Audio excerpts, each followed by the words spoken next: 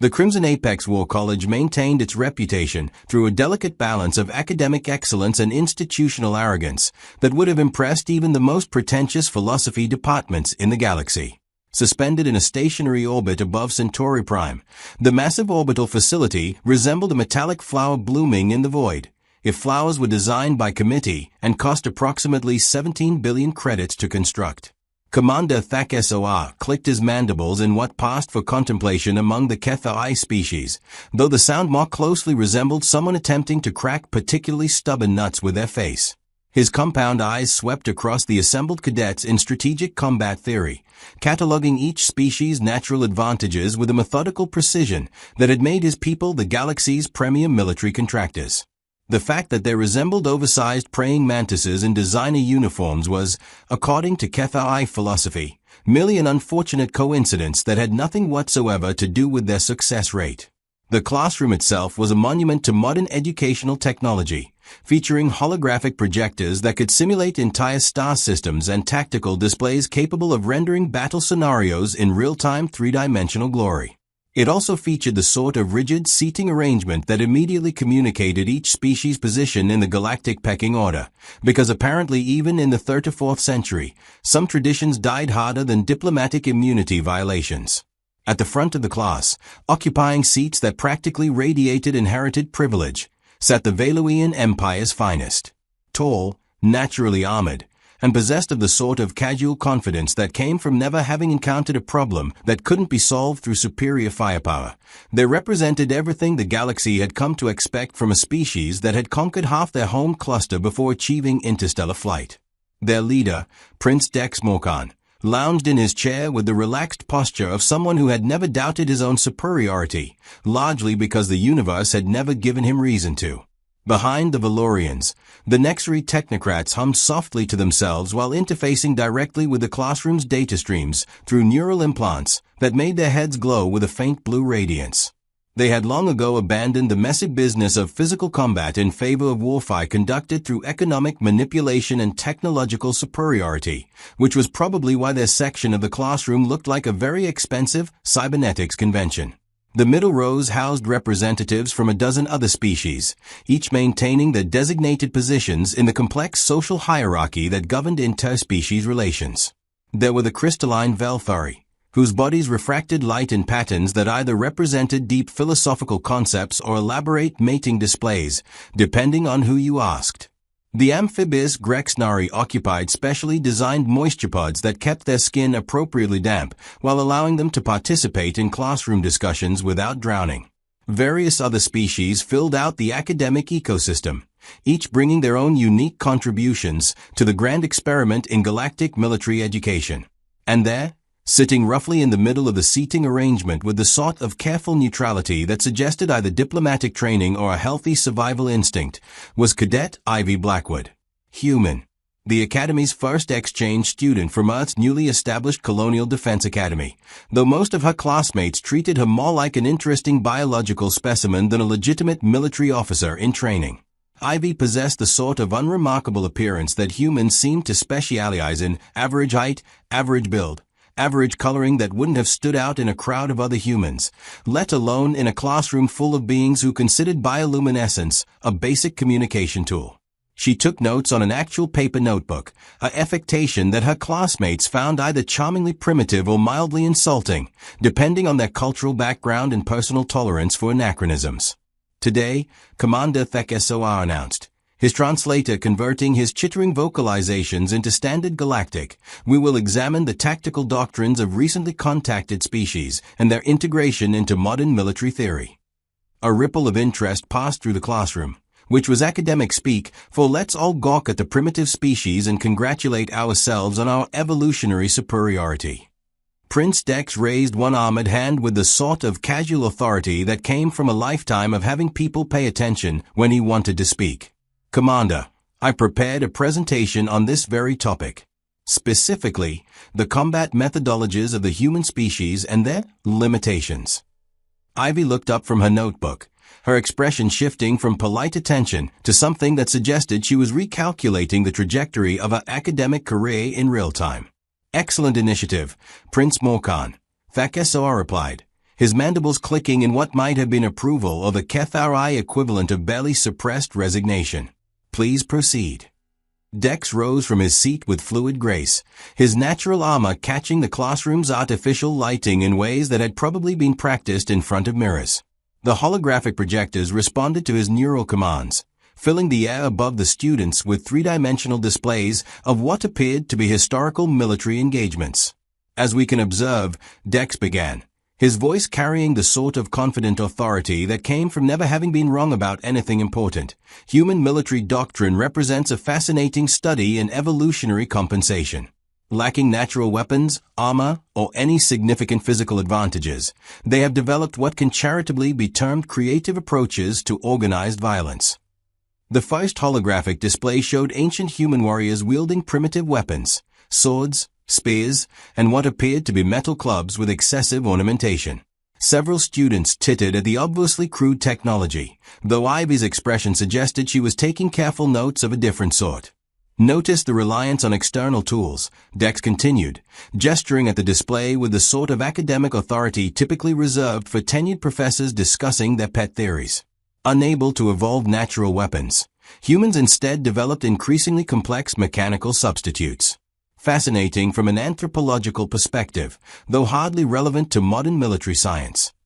The display shifted to show human military formations from various historical periods, phalanxes, cavalry charges, early gunpowder battles. To most of the class, it looked like an amusing historical curiosity, roughly equivalent to studying how their own species had organized before achieving civilization. Their tactical thinking, Dex explained, warming to his subject with the enthusiasm of someone who had never met a topic he couldn't make about himself, relies heavily on overwhelming numerical superiority and brute force application. Crude, but effective in its primitive context. Ivy raised her hand with deliberate precision. Excuse me, Prince Morkan, but I believe there are some inaccuracies in your historical analysis. The classroom fell silent with the sort of sudden attention that preceded either academic breakthroughs or spectacular social disasters. Dex turned toward her with the expression of someone who had just been interrupted by a piece of furniture that had decided to offer its opinion on interior decoration. I beg your pardon.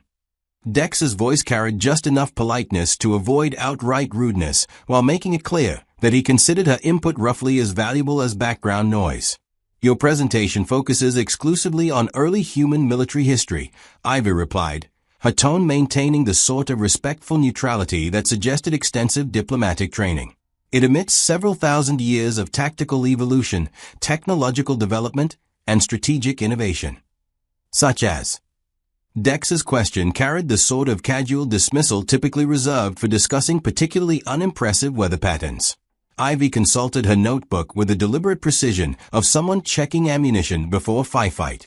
Well, for starters, your analysis of human formation tactics ignores the fact that phalanx warfare represented one of history's first systematic applications of unit cohesion and tactical discipline. The Roman legions that followed weren't just brute force. They were adaptive combined arms formations capable of adjusting their tactics based on terrain, enemy composition, and strategic objectives. Several students turned to stare at her with the sort of surprised attention typically reserved for discovering that houseplants had developed opinions about agricultural policy. Dex's expression shifted from dismissive amusement to something approaching irritation. Miss Blackwood, I hardly think ancient military formations are relevant to modern strategic thinking. Of course not, Ivy agreed pleasantly. That's why I mentioned tactical evolution. Human military doctrine continued developing. Combined arms coordination, asymmetric warfare, psychological operations, strategic deception, adaptive logistics. All compensations for biological inadequacy, Dex interrupted, his voice taking on the sort of edge that suggested his patience was approaching its operational limits. Clever workarounds, perhaps, but hardly comparable to species with natural military advantages. Such as the Valorians. Ivy inquired with the sort of innocent curiosity that experienced diplomats recognized as a warning sign. Exactly. Dex gestured to himself with the sort of casual pride that came from never having questioned whether his accomplishments were his own or his genetics. Natural armor, integrated weapon systems, enhanced reflexes, superior strength. We achieved military dominance through evolutionary advantage, not technological crutches. Interesting perspective, Ivy mused, making another note in her journal. And how well did those natural advantages serve your species during the Centauri Rebellion? The question landed in the classroom like a small explosive device with excellent timing. The Centauri Rebellion was a historical sore spot for the Valerian Empire, a 3-year conflict against a coalition of supposedly inferior species that had ended in a negotiated settlement that most military historians considered a polite way of describing a strategic draw. Dex's natural armor plates shifted in a pattern that suggested either deep thought or barely controlled homicidal rage. That conflict involved unique circumstances. Specifically, facing opponents who refused to engage in traditional warfare, Ivy continued with the relentless precision of someone presenting a carefully prepared academic argument. Enemies who used terrain, deception, mobility, and psychological warfare instead of meeting your forces in direct confrontation. Cowardly tactics, Dex replied, though his voice lacked its earlier confidence. Effective tactics, Ivy corrected gently. The sort of adaptive problem-solving that humans have been refining for millennia. Which brings us back to the question of whether biological advantages automatically translate to military superiority. Commander Thekessoa's mandibles clicked in a pattern that suggested he was either deeply fascinated or beginning to regret his career choices. An interesting theoretical discussion, he interjected, but perhaps we should focus on practical applications rather than historical debate. Actually, Dex said, his voice taking on the dangerous quietness that preceded either profound insights or spectacular mistakes, I think a practical demonstration would be far more educational than theoretical discussion. The suggestion hung in the air, like a challenge wrapped in academic language and seasoned with just enough arrogance to make it irresistible to anyone with a functioning sense of pride. Ivy looked up from her notebook, meeting Dex's gaze with an expression of polite interest that somehow managed to convey both respect and the quiet suggestion that he might want to think very carefully about his next words. "What sort of demonstration did you have in mind, Prince Morkan?" she asked with the sort of careful neutrality that suggested she already knew the answer and was giving him one last chance to reconsider. "A simple combat assessment," Dex replied, his confidence returning as he moved onto familiar territory. "Nothing dangerous, naturally. Just a practical comparison of natural military advantages versus adaptive techniques. For educational purposes." The office settled over the classroom like the sort of atmospheric pressure change that preceded either spectacular weather events or diplomatic incidents. Around the room, students leaned forward with the sort of predatory interest that suggested they were about to witness either a valuable learning experience or entertainment that would fuel gossip for the rest of the semester. And what would this demonstrate? Ivy inquired, closing her notebook with deliberate precision. The difference between evolved capability and learned compensation, Dex explained, already rising from his seat with the fluid confidence of someone who had never lost a fight he couldn't afford to lose. Superior genetics versus clever improvisation. "I see." Ivy stood as well, revealing a frame that was indeed smaller and less obviously dangerous than most of her classmates, though several students noted that she moved with the sort of economical grace that suggested extensive training in something other than academic theory. "And you believe this would be instructive?" "Immensely," Dex assured her, his natural weapons extending slightly in what was either an unconscious display of dominance or conscious intimidation. "Don't worry, I'll ensure the demonstration remains educational rather than humiliating." "How thoughtful," Ivy murmured, and there was something in her tone that made several students suddenly wonder if they should have paid more attention to the Academy's insurance policies. "When would you like to conduct this educational exercise?" "The tactical combat facility is available now," Dex replied, already moving toward the classroom exit with the sort of purposeful stride that suggested he was either very confident or very stupid. "We could record the session for future academic reference." "What a wonderful idea," Ivy said, gathering her belongings with the calm efficiency of someone who had just made a decision that would either advance a career or end it spectacularly. "Yes, I think that would be very educational indeed." Word of the impending demonstration spread through the orbital station's communication networks, with a sort of exponential velocity typically associated with either breaking news or malicious gossip. Within minutes, The tactical combat facility found itself hosting an audience that included not only Dex's original classmates but also cadets from other programs, several junior instructors, and at least one maintenance technician who had suddenly discovered urgent repairs that required his immediate presence in the observation deck. The facility itself was a testament to modern military engineering, adaptive environment simulators, real-time biometric monitoring, and weapons systems capable of delivering non-lethal, but thoroughly convincing combat experiences. It was also, as more than one cadet had discovered, equipped with recording systems sophisticated enough to capture every embarrassing moment in high-definition detail for posterity and disciplinary review. Prince Dex had changed into his formal combat attire, which consisted primarily of ceremonial armor that enhanced his natural protective plates while providing mounting points for various traditional weapons that looked both impressive and functional. He moved through a pre-combat ritual that involved a significant amount of posturing, threat display, and what could generously be described as interpretive dance with militaristic overtones. Ivy, by contrast, had simply removed her uniform jacket and checked her equipment with the sort of methodical attention typically associated with professional maintenance routines. Her preparation consisted mainly of stretching exercises and what appeared to be a careful examination of the facility's environmental controls, though why she found the atmosphere regulation system particularly interesting remained unclear. In the observation deck, betting pools had spontaneously formed using probability matrices so complex that they required advanced mathematics to understand and significant personal wealth to participate in meaningfully. The consensus among most species was that while the human might provide some entertainment value, the outcome was predetermined by simple biological reality.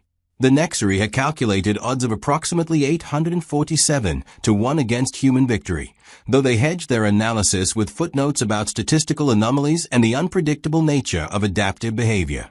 The Velthari had composed what they claimed was a prophetic crystal formation predicting the battle's outcome, though it looked suspiciously like abstract art to anyone who hadn't spent decades studying crystalline philosophy. Various other species contributed their own cultural approaches to predictive analysis, creating a cacophony of academic speculation that would have impressed even the most ambitious gambling establishments. Commander Thak Sor observed from the facility's control station, his compound eyes tracking both combatants while his mandibles clicked in patterns that suggested either deep concern or morbid curiosity. As the supervising instructor, he had the authority to halt the exercise at any point, though he was beginning to suspect that stopping the demonstration might actually require more courage than allowing it to proceed. Combat parameters have been set to Academy standard non-lethal levels, he announced over the facility's communication system, his translated voice carrying throughout both the combat area and the observation deck. All weapon systems are configured for training mode. Medical systems are standing by. Begin when ready. Dex raised his arms in the traditional Valerian pre-combat salute, which involved displaying his natural weapons while issuing what the translators rendered as a formal challenge to honorable combat, though the actual phrasing contained several linguistic nuances that suggested his opponent's ancestry was both questionable and probably involved inappropriate relationships with farm equipment. Ivy responded with a simple nod that somehow managed to convey both respect for the formal nature of the occasion and a quiet confidence that suggested she had heard worse insults from more creative sources. Begin. The combat lasted exactly 4 minutes and 37 seconds, according to the facility's precision chronometers, though the psychological impact extended considerably longer. Dex opened with the sort of devastating assault that had made the Valuian military famous across 17 star systems: explosive speed, overwhelming strength, and natural weapons deployed with the sort of tactical precision that came from millions of years of evolutionary refinement. His first charge covered the distance between them in less than 2 seconds, his claws extended and his armored form radiating the sort of primal menace that had kept his species at the apex of their home planet's food chain. Ivy stepped sideways. It was a small movement, economical and precise, that somehow transformed Dex's impressive charge into an awkward stumble as he found himself attacking empty air, while his momentum carried him into the facility's padded wall. The impact was cushioned by safety systems, but the sound still resembled expensive equipment meeting immovable objects at inadvisable velocities. Interesting opening, Ivy commented conversationally as Dex extracted himself from the wall, with wounded dignity. Very traditional. Do all Valorians announce their attacks with quite so much ceremony, or is that a personal stylistic choice? Dex snarled, which was an impressive sound that contained harmonics of barely contained violence and overtones of injured pride. Lucky dodge, he growled, circling her with renewed caution. Let's see how many more you have. Oh, I've barely gotten started, Ivy replied, and several observers noted that her tone suggested she was enjoying herself in ways that probably violated several Academy regulations regarding appropriate competitive spirit. The second attack sequence was more measured, a series of coordinated strikes designed to limit Ivy's mobility while systematically overwhelming her defenses. It was textbook Valerian combat doctrine, straight from the most prestigious military academies in the Empire, and it should have ended the demonstration within 30 seconds. Instead, Ivy seemed to flow around the attacks like water navigating obstacles, each dodge calculated to place her exactly where Dex's next strike would be least effective. She didn't just avoid his attacks. She made them work against him, using his own momentum and aggressive positioning to keep him off balance while gradually wearing down his stamina. You know what's fascinating about natural predators? Ivy asked as she ducked under a particularly vicious swipe that left gouges in the facility's reinforced wall. They tend to develop what biologists call apex predator syndrome. When you're at the top of the food chain for long enough, you forget what it feels like to face genuine opposition. Silence. Dex lunged again, this time abandoning tactical precision in favor of raw aggression. His claws whistled through the air in patterns that would have been devastatingly effective against any conventional opponent. Ivy wasn't conventional. See, that's the thing about humans, she continued, weaving between strikes with a sort of casual grace that suggested this was merely a warm-up exercise. We were never apex predators. We were persistence hunters. Do you know what that means? A particularly ambitious attack came close enough to part her hair, but Ivy's response was to grab Dex's extended arm and use his own strength against him, redirecting his momentum to send him stumbling across the combat area in a direction he hadn't intended to travel. It means we specialize in wearing down prey that's bigger, stronger, and better armed than we are, she explained as Dex fought to regain his footing. We don't rely on overwhelming initial attacks. We rely on outlasting our opponents until their natural advantages become liabilities. The observation deck had fallen silent as the implications of what they were witnessing began to penetrate even the most optimistically biased predictions. This wasn't a demonstration of superior genetics overwhelming inferior adaptation.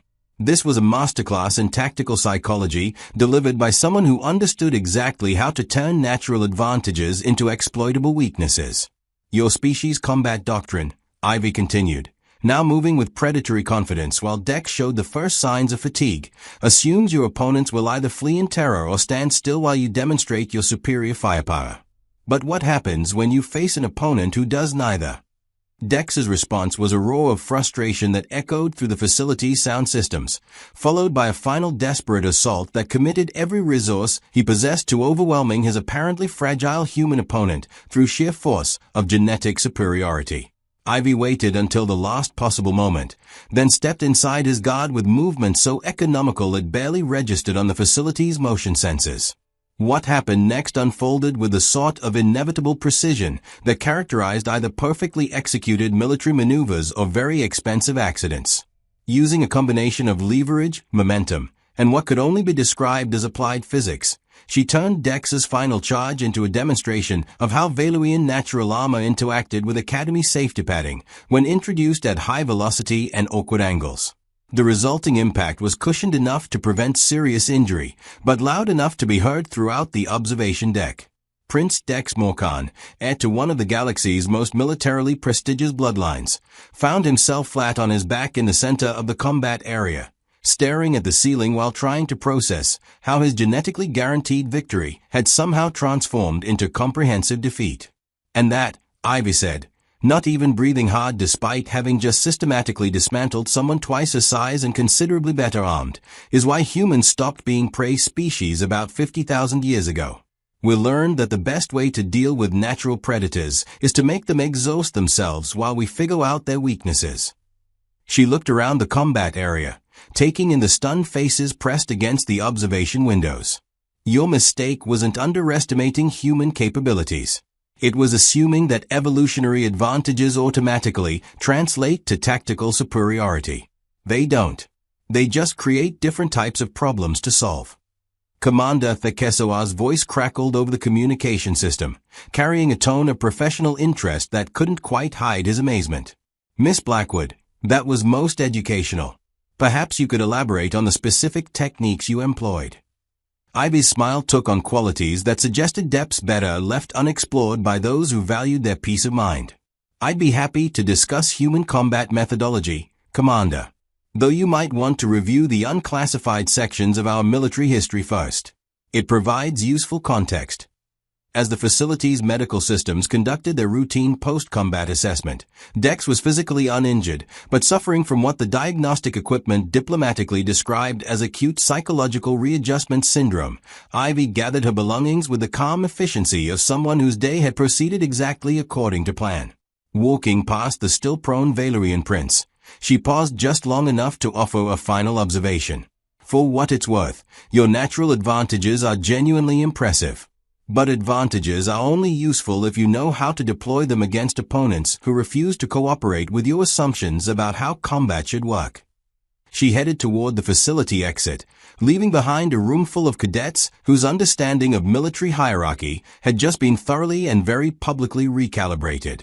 The irony, of course, was that Commander Takesawa had been absolutely correct about one thing. The demonstration had indeed been highly educational. Just not quite in the way anyone had anticipated. The Crimson Apex War College learned several important lessons that day about the difference between genetic gifts and earned capabilities. But perhaps the most valuable lesson was simpler. Never underestimate a species that had to fight for every advantage it achieved, because anything that had to earn its position at the top of the food chain was probably still fighting for very good reasons. After all, persistence hunters were called that for a reason.